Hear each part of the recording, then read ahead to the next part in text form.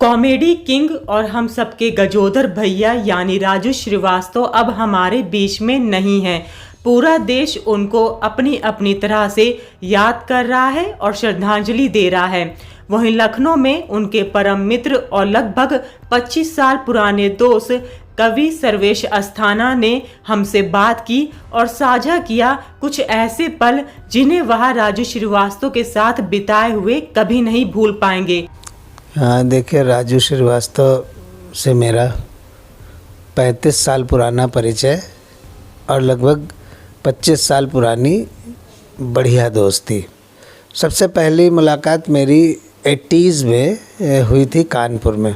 कानपुर में कवि सम्मेलन था और कवि सम्मेलन के पहले जो है वो राजू श्रीवास्तव को माइक दिया गया था। ये सार्वजनिक शौचालय के नाम से वो शुरू हुए थे, तेज़ी से बढ़ रहे थे शहरों में। तो राजू ने उसके उद्घाटन की एक मिमिक्री जो वहाँ पर प्रस्तुत की थी। राजू को गड़बड़ झाला बहुत पसंद था। कानपुर जो अमीनाबाद में गड़बड़ झाला है, तो गड़बड़ झाला राजू चले भी जाया करते थे, क्योंकि वहाँ की जो भीड़ और वहाँ के जो लोग थे उनकी मानसिकता का अध्ययन करना, फिर उसके बाद अपने शोज़ में उसको डालना, ये राजू को बहुत पसंद था। लखनऊ में हम लोगों ने सड़क पे खूब, जैसे कार में बैठ के हम लोग घूम रहे हैं। राजू तो चूँकि सेलिब्रिटी थे, तो और जहाँ कहीं भी हम लोग उतरे गाड़ी से या कहीं खड़े हों तो राजू को लोग घेर लेते थे।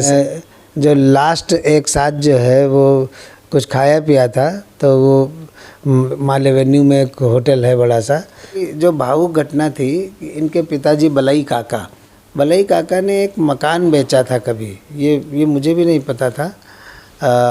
तो राजू को उस मकान का बिकना जो है बहुत संभवतः हर्ट कर रहा था, आर्थिक स्थितियाँ ऐसी नहीं रही होंगी। 25 साल बाद, उस मकान के बिकने के 25 साल बाद वही मकान वापस खरीद करके उन्होंने पिताजी को गिफ्ट किया था अपने। तो 2009 की बात है, लखनऊ में हमने बहुत बड़ा फंक्शन प्लान किया।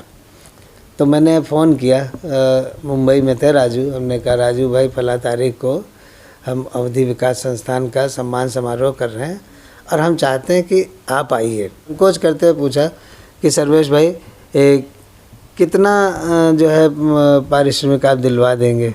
तो मैं सकते में पड़ गया कि मैं क्या करूं।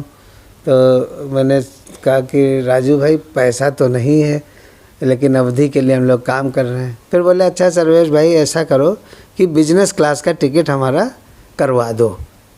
तो मेरी इतनी हैसियत तो थी नहीं ना, संस्था के पास पैसा था। हमने कहा, राजू भाई ये भी नहीं हो पाएगा, लेकिन हमारा मन बहुत है कि आप आइए। तो राजू ने फिर कहा 10 सेकंड बाद, अच्छा ऐसा करो, ऐसे जहाज़ में करा दो जिसमें बिजनेस क्लास लगता ही ना हो।